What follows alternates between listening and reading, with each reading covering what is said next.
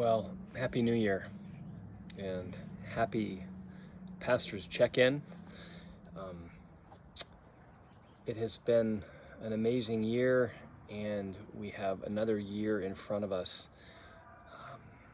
This is the year the Lord has made, so let's rejoice and be glad in it. I modified that just a little bit, but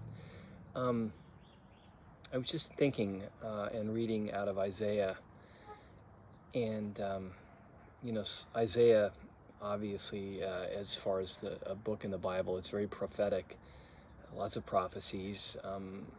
Isaiah is also speaking to the Israelites in their current situation. But chapter 43 in Isaiah is a huge encouragement to the Israelites, and it's a huge encouragement for us, for God's children.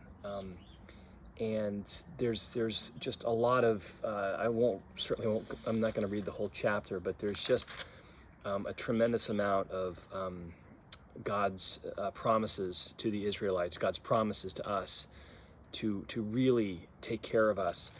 But I wanted to focus on just a couple of verses. In chapter 43, verse 18, Isaiah is telling them and speaking to us even today, forget the former things and do not dwell on the past. For you see, I am doing a new thing. Now it springs up. Do you not perceive it? I am making a way in the desert and streams in the wasteland. You know, we read that, and of course there's implications for the coming of the Messiah, of Jesus. But this sense and this idea that God is doing something new, that he's creating. He's a creator. He is the creator, and he creates things that are new. We are encouraged to pretty much forget the things of the past and stop dwelling on those things that have happened in the past. I think the only real reason why we should think about the past is when we are reflecting on the goodness of God and what he has done in our past, how he has rescued us in our past, healed us, saved us. Those are things that he has done. So certainly we never want to forget those things. But we can long for the good old days. And as we approach 2021, with all of the questions that we all have, we have to remember that God is doing something new. I think he's doing something new in the hearts of his people as he continues to shape and create and mold us into to be more and more like Jesus.